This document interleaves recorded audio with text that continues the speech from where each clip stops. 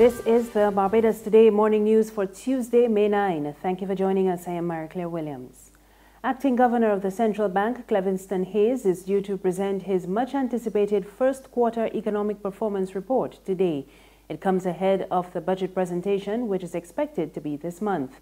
Speaking ahead of today's presentation, Finance Minister Chris Sinclair again dismissed suggestions for Barbados to seek help from the International Monetary Fund to revive the ailing economy. And in response to calls from the private sector for urgent action on the economy, Sinclair said government has been holding talks with them on the way forward. A lot of their proposals, though, are more of the medium-term variety. There are some immediate issues that we have to deal with, so we have to take care of those, of course, as government. But there are some medium-term proposals, and then we also have to hear from the unions as well, because they have to have an input, and other members of the civil society.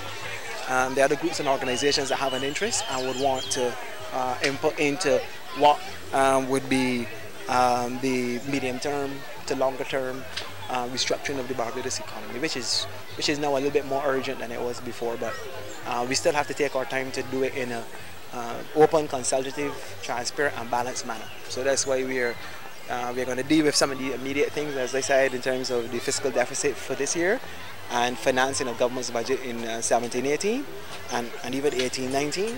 But then we will turn our attention over the summer months to having a wider consultation and discussion on the medium-term issues. The Barbados Employment Confederation is raising concerns over delays in improvements to the controversial Employment Rights Act. BEC President Margaret Estwick told a news conference that nearly 2 years after government requested submissions on improvements, it is yet to take on board any of the suggestions made by the organization.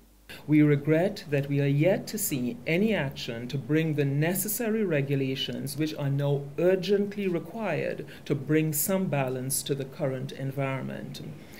Further to these submissions, the Confederation has lobbied for the insertion of the discussion at the subcommittee of the Social Partnership. We again ask that this matter be given top priority. Estwick added that the BEC will continue to participate in consultations on pending new legislation. Pending legislation include the Employment Sexual Harassment Prevention Bill 2016 and the Protocol to address migrant labor conditions, both of which are on the current agenda. We will continue to provide valuable private sector employer insights, make recommendations, and lobby for required amendments and for regulations to create a safe, appropriately regulated, efficient, and sustainable society for all. Social activist David Commission says new political parties have no chance in the next general election, and he believes they should not even be considered as political parties in the absence of a history of engagement, a philosophy, or political agenda. Commission argues that any serious party would not appear shortly before an election with little to show in terms of its history and guiding principles. One beach vendor is complaining of constant harassment by rangers of the National Conservation Commission. Lavon Aline sells handmade jewelry and rents beach chairs and umbrellas to tourists on Fitzvillage Beach. She has been working there for the past 6 years, but she says the rangers continue to take issue with her operations. I'm the first vendor that started any vending here at Fitzvillage Beach.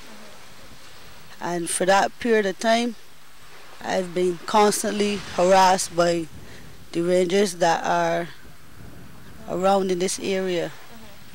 For what reason? Well, one, it was for not wearing the NCC vendor shirt. I had my business shut down for a day for not wearing the shirt. And I only had one at the time, and I had it on the line. I opted to go home and get the shirt off the line and come back, but they insisted that I shut my business or they're going to shut it for me and leave. And efforts by Barbados Today to reach the NCC have so far been unsuccessful. On to sports now. West Indies batting coach Toby Radford says the team cannot afford to rest on their laurels for the third and final test against Pakistan, which bowls off in Dominica tomorrow. West Indies suffered a 7-wicket loss in the opening test at Sabina Park last month, but rebounded last week to hand their opponents a sound 106-run defeat at Kensington Oval. Speaking ahead of the match, Radford said the team needs to put the win behind them and focus instead on the fresh task at hand at Windsor Park. Well, I think confidence has got to be very high. We've beaten them last week. You know, it's only a couple of months ago that we also beat Pakistan in a test match in Sharjah. So over the last few tests that we've played, we've beaten them a couple of times. This is great to go into a decider against them, with everyone buoyant. I mean, the bowlers bowled exceptionally well. Shannon Gabriel again was brilliant. So I think, you know, spirits are very high, confidence is high, but we also know it's a new game and we've got to do all the things and all the hard work that we did last week all over again. We can't rest on that. That game's gone. It's all about what we do over the next few days. There's regional and international news after this short break.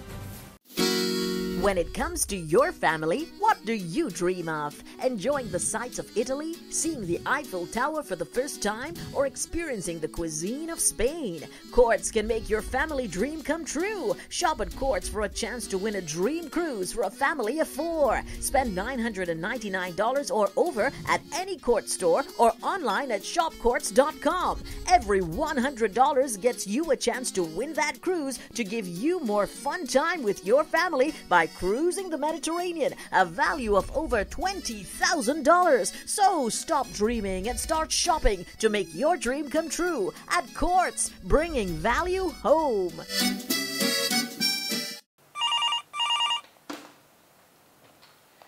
Good morning, Phillips & Company, may I help? Oh, certainly. One moment, please. Miss Phillips? Yeah? There's a lady on the line from the Nation newspaper who would like to speak with you. The Nation? Will she go on? Well, they're trying to sell us some ads. Look, don't make me laugh this morning. Ads in the Nation? They're real expensive, and for what here, nobody ain't buying them papers no more. Nobody want to steal news. I hear reading Barbados Today online for free. So I tell she thanks for calling, but no thanks. We just advertising Barbados Today, families. Tell she is Barbados Today all the way. Okay, I'll pass on the message. Mom, are you still there? Oh, she put down. The Barbados Today, news you can trust. We're back now with news from the region. The Pan American Health Organization is reporting a decline in the number of suspected cholera cases in Haiti up to April 8th this year, compared to the same period in the past 2 years. PAHO's latest report says to date, 4,871 suspected cases have been reported in the country, including 69 deaths. This represents a 60 and 61% decrease. Over 800,000 cases have been reported since the cholera outbreak in October 2010, and more than 9,000 people have died so far. On the international scene, the former U.S. Acting Attorney General Sally Yates says she warned President Donald Trump's White House in January about the then National Security Advisor Michael Flynn. She testified that she feared Flynn would have been open to blackmail by Russia. Yates told White House counsel Don McGahn on January 26 that Flynn did not tell the truth about his contacts with Russia's ambassador to Washington. Former National Security Advisor Michael Flynn was the veritable star of Monday's Senate hearing on Russian interference in the 2016 election. Former Deputy Attorney General Sally Yates testifying that she met with White House counsel Don McGahn twice to tell him that Flynn's lying to the vice president about whether he discussed Russian sanctions with Moscow's U.S. ambassador was a real cause for concern. Not only did we believe that the Russians knew this, but that they likely had proof of this information. And that created a compromise situation, a situation where the National Security Advisor essentially could be blackmailed by the Russians. The White House would later characterize this as a heads-up, but Yates insisted it was more than that. We told them that we were giving them all of this information so that they could take action, the action that they deemed appropriate. The administration did take action. Flynn was fired 18 days later, only after the inconsistencies were reported in the media. Trump fired Yates from the Justice Department shortly after the meeting, claiming it was because as acting attorney general, she refused to defend Trump's first travel ban. That's news this morning. Remember, you can get more on our website, www.barbadostoday.bb. You can also subscribe to our e-paper, email updates, and like us on Facebook. You can also find us on Izumi Media in bus terminals and on Screenplay at supermarkets and gas stations near you. Or you can also tune into Mix 96.9 FM for more news and sports. I am Maricla Williams. Have a good morning.